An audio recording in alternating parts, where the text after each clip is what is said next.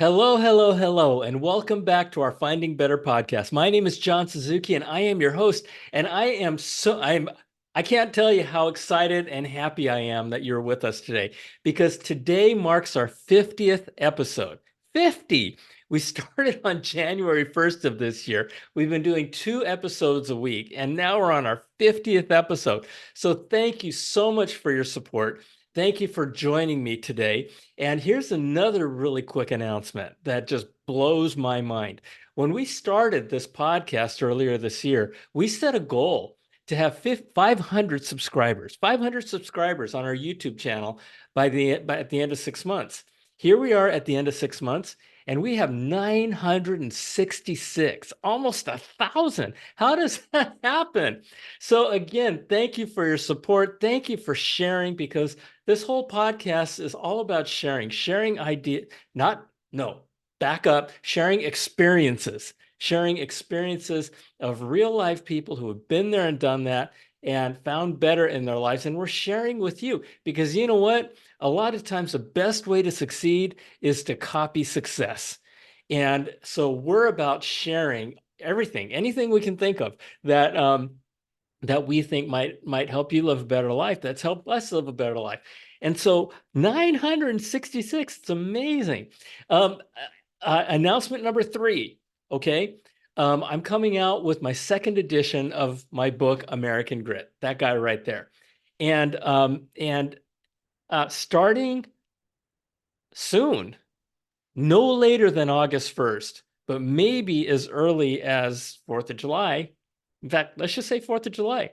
I'm going to post uh, my book on my website, johnsuzuki.com, and you can download it for free. It's going to be my second edition, my brand new edition, and you'll be able to get it for free on my website. Why? Because it's all about awareness and it's all about inspiration. I just want to tell you a couple of things about this book. It is amazing. It is an amazing, amazing story. And now you can believe when I say this because I'm giving it to you for free.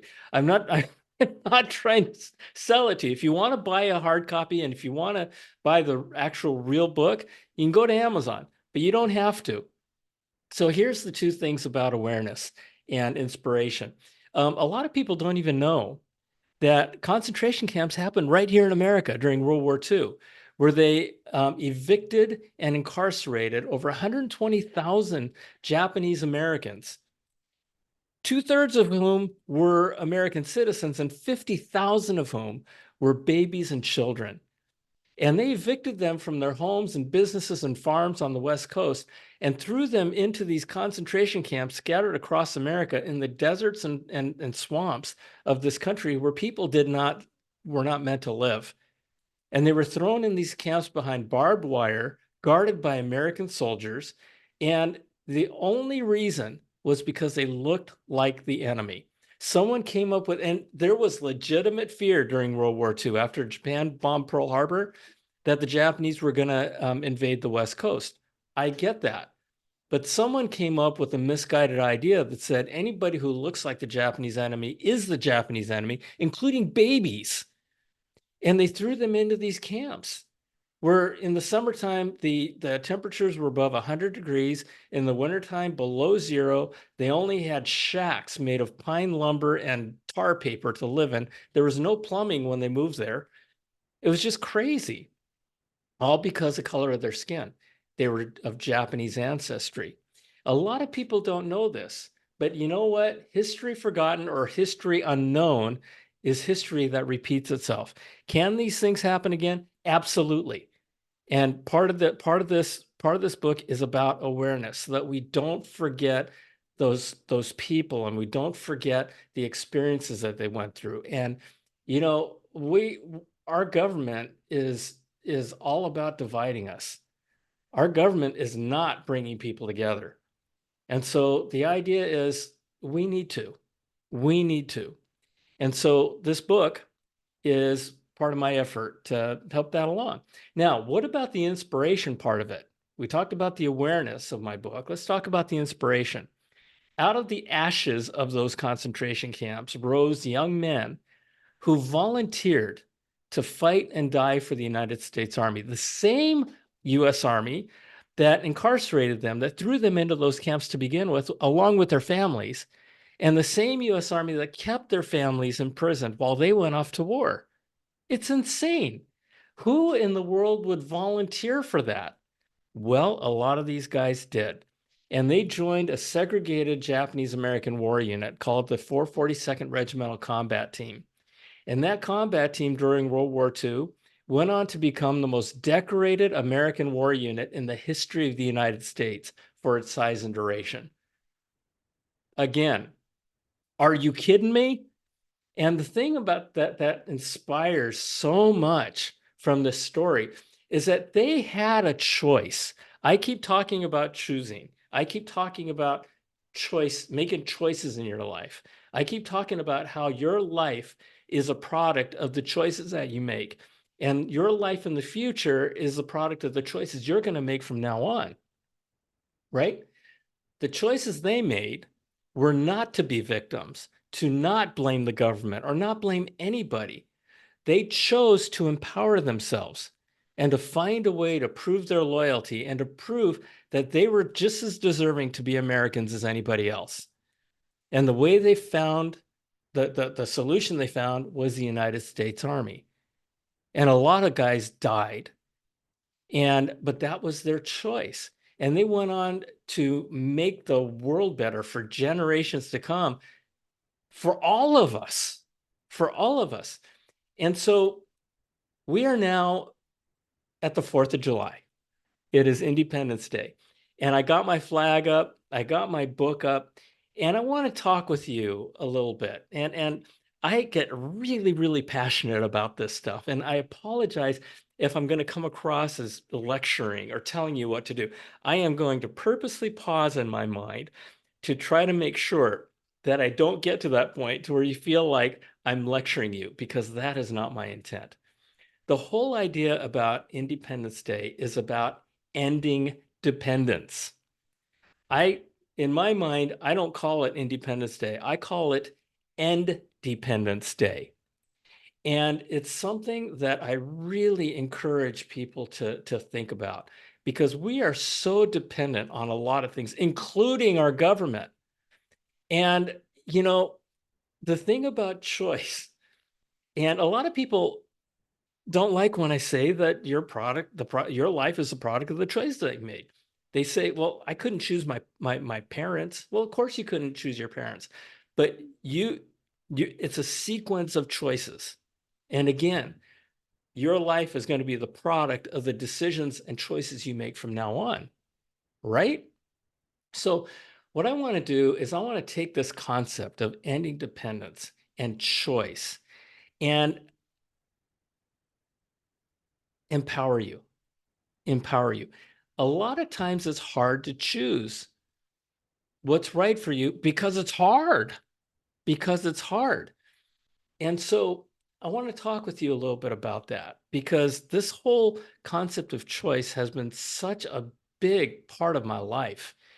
And it's led me to the life that I live today, which is a life that I couldn't love more. And so, what is this about dependence? Well, here's the deal. Pick your poison. Pick your poison.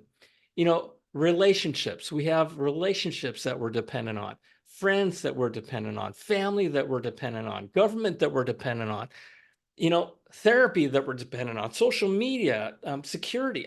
There's all kinds of things that we can find ourselves dependent on. And the most wonderful and the most liberating the most liberating moment that you can have in your life, as I experienced, is a moment that you realize that that job that you're stuck in, the environment that you're stuck in, the situation that you're stuck in, and the misery that you're stuck in is all happening because you're choosing to let it happen. Now, this is not to say I'm criticizing you or anything like that. Like I said, it's all about empowerment. It's about love. And when you realize that you have a choice and you can do something about it, game on. It's a totally different game. Let's talk about relationships. A lot of people are in abusive relationships and they feel trapped. They feel like there's no place to go. And I get that. It can be really scary. I know people who have been in abusive relationships. And one of the things that a lot of folks eventually realize is that there's a lot of help out there. If you look for it and you ask for it, there is help out there. The first thing that has to happen, though, is that you have to choose to go after it. You have to choose to make your life better. You have to decide that you deserve more than this abusive relationship that you're in. And I don't know, I don't care if you're in an abusive relationship with a man or a woman. It's the same thing. So you can choose. You can make a difference in your life. Okay, let's talk about friends. A lot of people have friend groups. And to me, friends are the family that you can choose for yourself. Remember what I talked about where you had no choice about who your parents are? You do have a choice on who your friends are. And I'll tell you, the friends I have always believed in the idea of surrounding yourself with people who are far better than you are. And I can tell you that the people that I've surrounded myself with are light years better than I am in so many different ways, right? Now, at the same time, you got to understand that getting really good friends doesn't come up with a snap of a finger or a wave of a wand. Okay. It takes work, and energy attracts energy.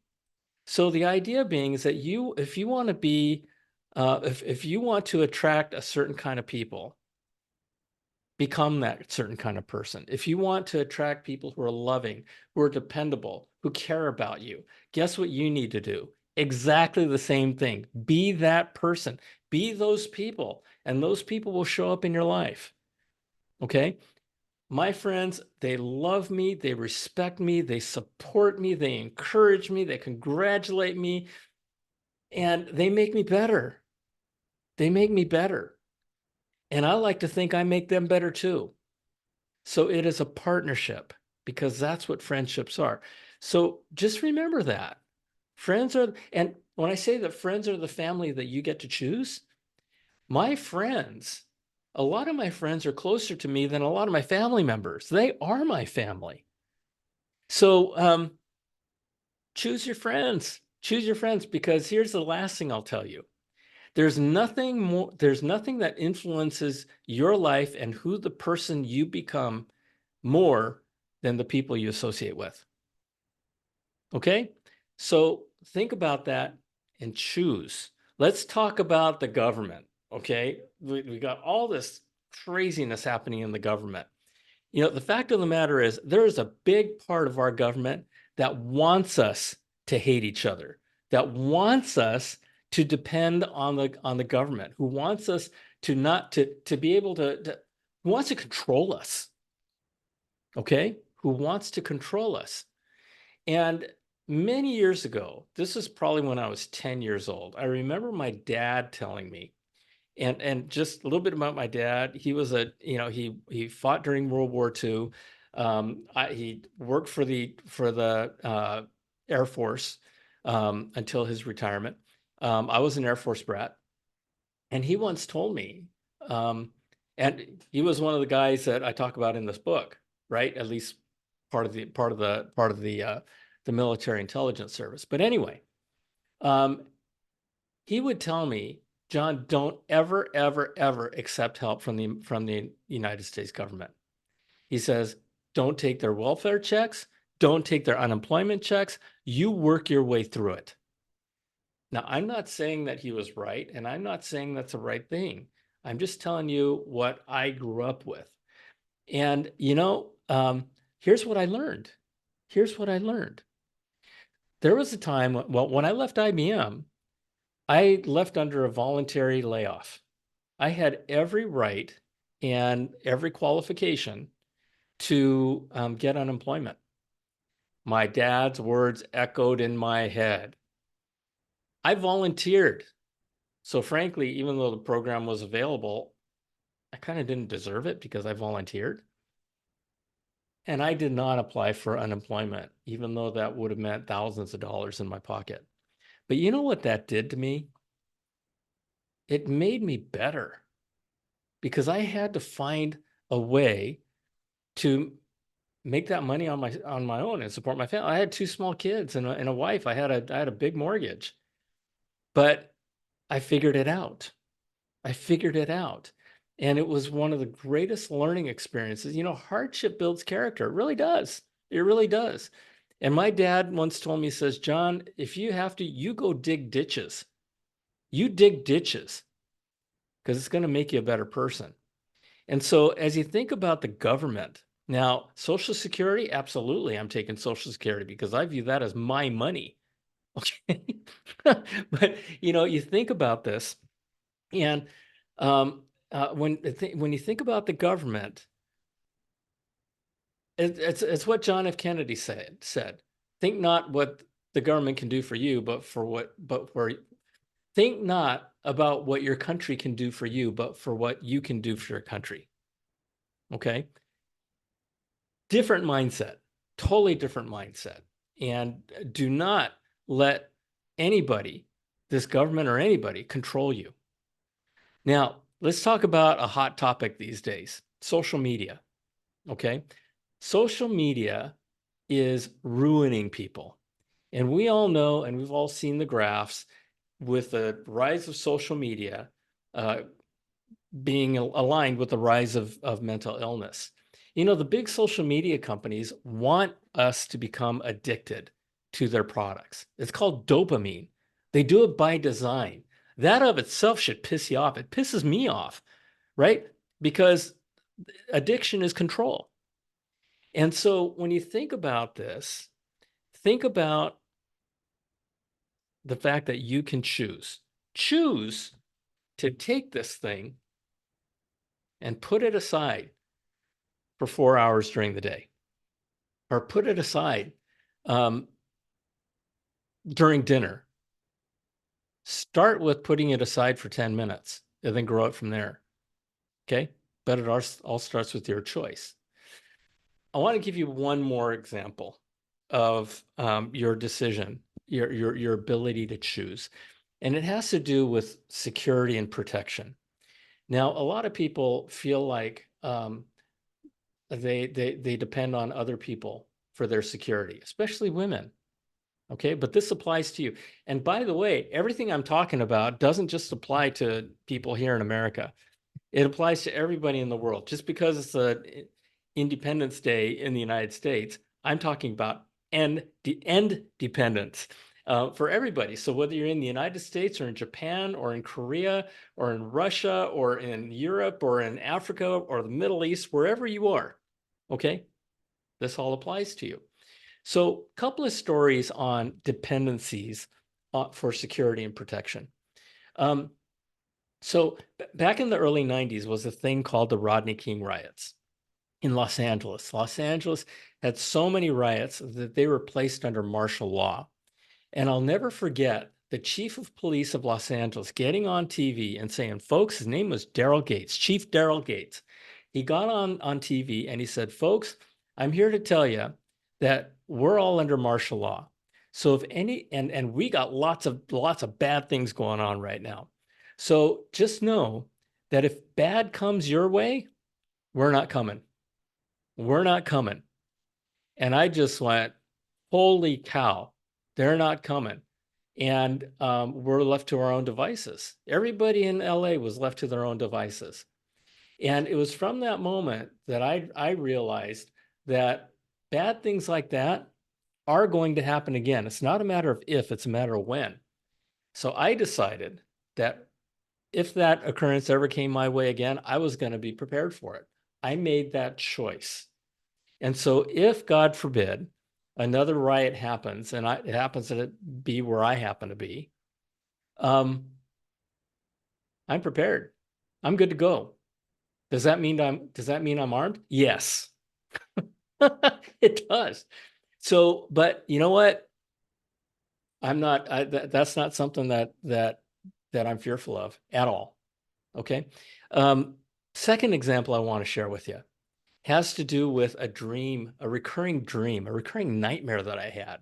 And this nightmare was about this big guy who would grab me by my shirt and push me up against the wall, and he'd laugh at me. I'd do everything I could to get out, and he'd just laughing at me.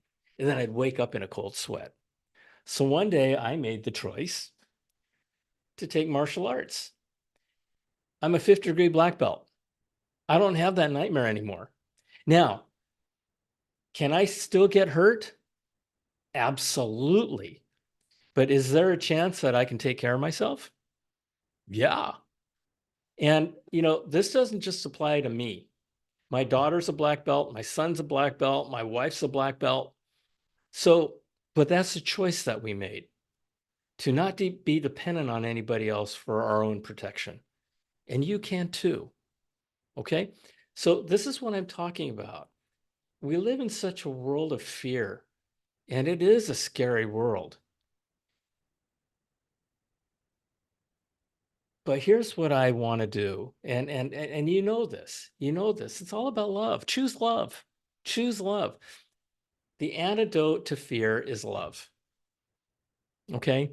And and that's why I'm here. That's why I'm here, is to help folks, help you find ways to live a better life. Because if I can help lift you, I we're lifting the world. A better you lifts the world. I really do believe that. And so remember that choice is a mindset. It really is. And we all have the same 6 to 7 inches between our ears, right? It's called our brain. And so, you know, use it and understand that your life is your choice. Accept that, celebrate it, right? Take responsibility for it, empower yourself with it, and go for it. Choose your life, write your life story. Okay. What I tell people sometimes is listen, write down your life story from now all the way until you're 6 feet under. Write your life story. What is your life all about? Or think forward 10, 20, 30, 40, 50, 60, 70 years. What are you looking back on in terms of your life? That's called the rocking chair exercise, right? You're sitting in your rocking chair and you're thinking about your life. Okay. What does it look like? Are you proud of that life? Do you love that life? Are you happy to look back on that life, or are you embarrassed about it? Write your life story and then go live it. Okay? It's a wonderful, wonderful exercise because it is your choice. So, with that, you know, this Independence Day, hopefully will be a new chapter in your life as you think about your life, your choices moving forward. And I hope I can take credit. I hope you'll give me credit for helping you make a mind shift if you haven't done so already. With that, thank you again. Thank you for your support. Thank you for your love. Thank you for sharing our Finding Better podcast. Um, you'll see my book on my website, johnsuzuki.com. I will make an announcement when it is there, and make sure that you know about it.